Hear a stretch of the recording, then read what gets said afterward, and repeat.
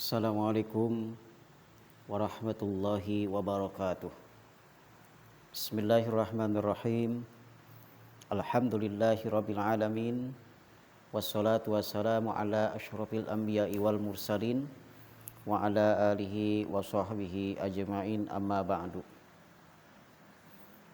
Kembali lagi kepada pembacaan kitab Safinatun Najah, yang alhamdulillah pada kesempatan kali ini kita telah sampai kepada halaman yang ke-27, yaitu mengenai satu pasal yang mana pasal ini menjelaskan tentang fardunya mandi.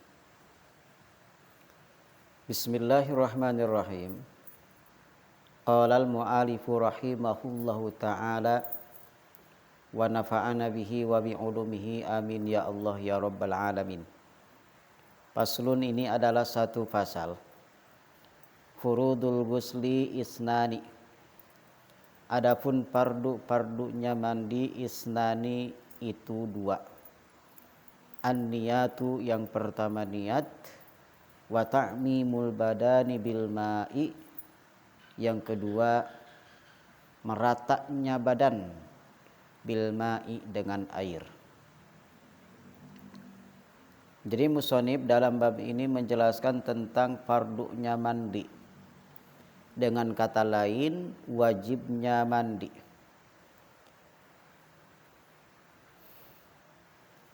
Bahwa disebutkan di sini fardunya mandi ataupun wajibnya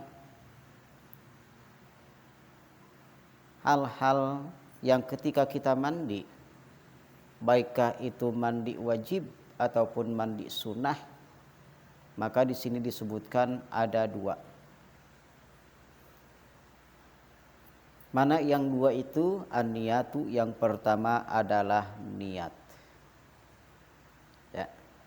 Jadi yang pertama adalah niat.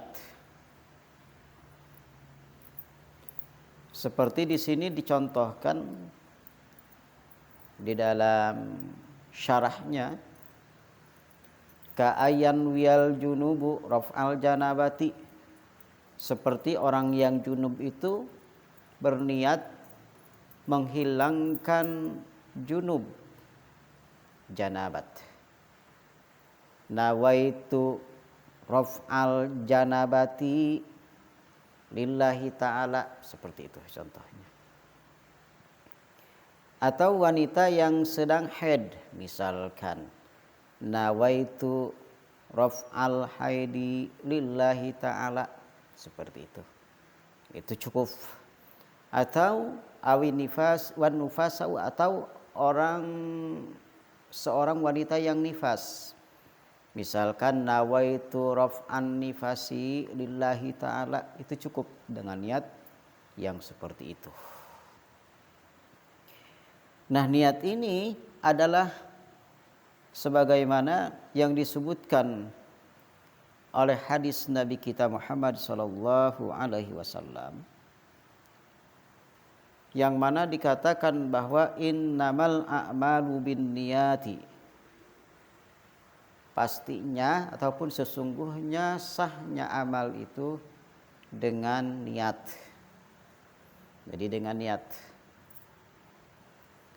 Bahkan wa innamal likulli imri'in manawa, bahwasanya seseorang itu akan dibalas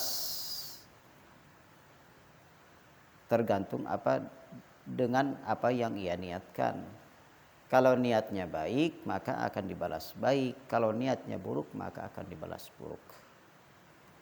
Nah, yang berkaitan dengan niat ini hadis Rasul, hadis Nabi, bahwa sah mandi kita, mandi wajib, ya, adalah dengan kita melafalkan niat. Dan niat ini tempatnya di dalam hati, ya. Niat ini letaknya di dalam hati.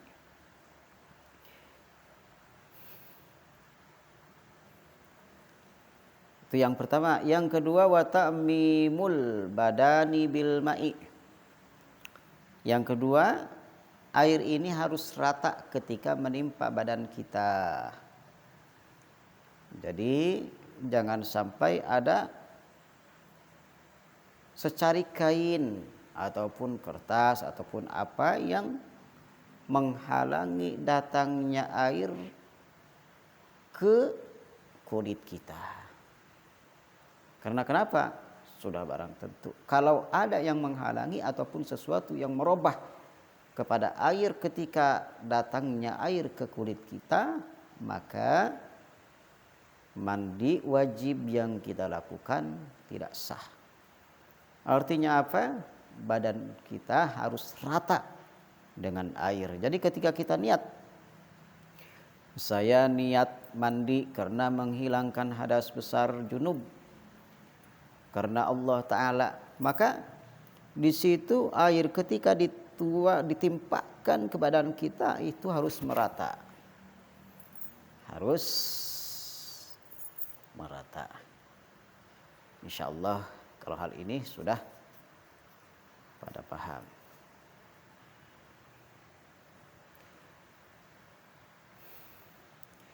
Kemudian kita menginjak kepada pasal berikutnya adalah tentang syarat-syarat wudu. Di sini disebutkan bahwa faslun ini adalah satu pasal. Syurutul wudu'i asyaratun. Adapun syarat-syaratnya wudu asyaratun 10. Al-Islamu yang pertama Islam. Jadi wudu itu jadi falayasihu min kafirin. Tidak sah wudu bagi orang kafir ataupun non muslim. Kenapa tidak sah? Li'annahu ibadatun badaniyatun li ghairi darurah. Walaysa huwa min ahliha. Karena itu adalah ibadah badan dengan tidak adanya darurat dan selain muslim itu adalah bukan ahlinya ibadah wudu tersebut. Makanya tidak sah non muslim ataupun kafir melakukan wudu. Jadi di sini yang pertama syarat daripada wudu yang tadi 10 itu adalah yang pertama Islam. Kemudian wasani yang kedua at-tamyizu, tamyiz. Tamyiz itu sudah paham, sudah mengerti anak kecil ya. Sudah tamyiz, maka fala yasihu wudu'u ghairil mumayyiz.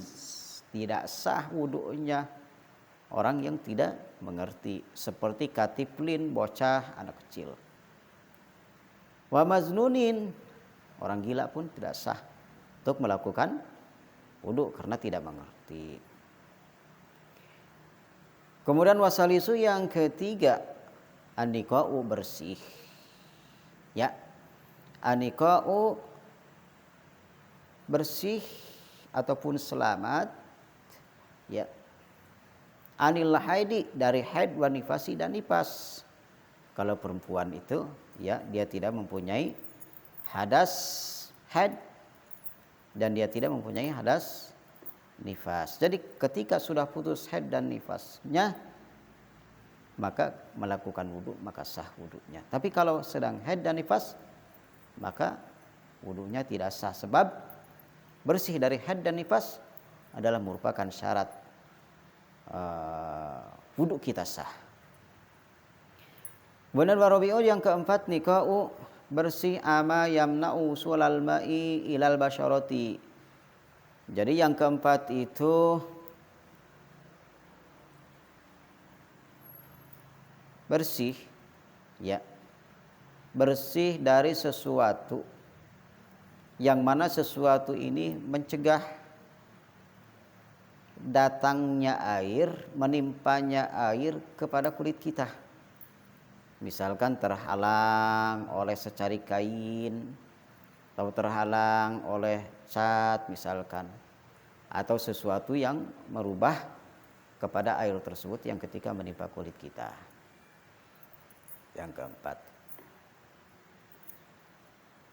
Kemudian yang kelima wal khamisu alla yakuna alal udwi ma yughayyirul ma'a. Yang kelima, jangan sampai di anggota tubuh kita ada sesuatu yang mana sesuatu ini bisa merubah kepada air, yang air tadinya bersih menjadi keruh misalkan. Seperti minyak misalkan. Jadi kalau badan kita, anggota wudu kita ada minyaknya, misalkan hilangkan dulu minyaknya, bersihkan dulu minyaknya. Supaya apa? Supaya air ketika menimpa kulit kita tidak berubah. Maka ketika air menimpa kulit kita berubah, maka wudu kita tidak sah. Sebab ini adalah merupakan syarat sah daripada wudu kita. Yang kelima. Yang keenam, wal ilmu bi fardiyatihi, paham ataupun mengetahui dengan pardu-pardunya wudu. Ini sudah barang tentu. Kalau kita tidak paham dengan pardu-pardunya wudu, maka otomatis wudu kita tidak sah. Karena kenapa? Kan ini kaitannya dengan ilmu.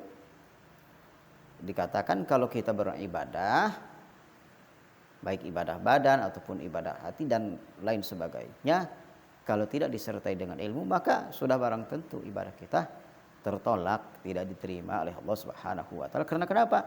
Karena kesalahan dalam kita melakukan ibadah tersebut. Begitupun wudu, kalau kita tidak tahu dengan pardu-pardunya wudu, ketika kita salah, maka wudu kita tertolak.